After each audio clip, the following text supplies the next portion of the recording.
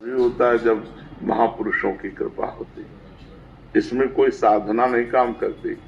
रहु गणित तत्तपसा न याति न चेजया न निरूपणात् ग्रहाद्वा न छम लागू हो गया। तो हम एक कथा सुनाया करते हैं कि ब्रह्मा जी के 4 पुत्र हैं, सतयुग, त्रेता, द्वापर और कलयुग है तो सभी ये भी 4 पुत्र हैं। तो सतयुग को कहा कि हमने नरक की व्यवस्था की है, बनाया है, तो अपने राज्य में ऐसा करना कि तुम सात्विक प्रवृत्ति के हो तो सात्विक प्रवृत्ति वाला नरक नहीं जाता, स्वर्ग जाता है।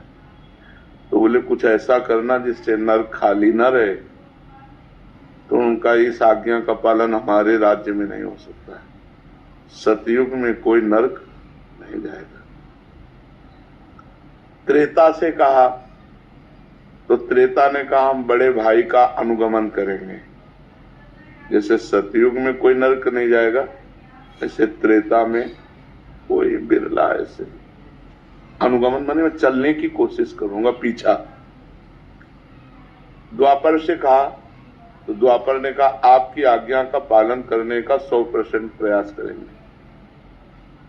जब कलयुग से कहा तो कलयुग ने कहा जैसे बड़े भाई ने कहा हमारे राज्य में सतयुग में कोई नरक नहीं जाएगा, ऐसे हम 100% प्रयास करेंगे कि आपका नरक हाउसफुल रहे, कोई स्वर्ग या वैकुंठ न जा पावे। तो एक कलयुग है, युग धर्म का प्रभाव है। झूठ बोलना एक बातचीत रह गई। पहले लोग डरते थे मैं झूठ बोलूंगा पाप लग जाएगा, नहीं असत्य सम पातक पुंजा, झूठ बोलने के बराबर कोई पाप नहीं है। लेकिन क्या माना जा रहा है? झूठे ही लेना, झूठे ही देना, झूठे ही भोजन, झूठ से बहना। बोले आओ कुछ खा लो, बोले नहीं पाया है, और बिल्कुल पाए नहीं, लेकिन बोल के आ रहे हैं।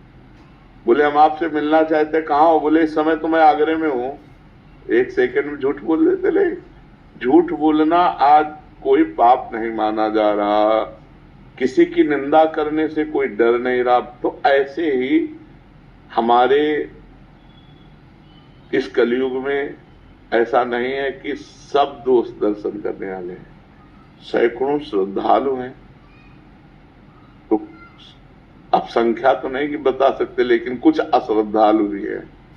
तो जो अश्रद्धालु हैं उनकी संख्या ज्यादा है, जो श्रद्धालु हैं उनकी संख्या कम है। माया के दिन रात ज्ञान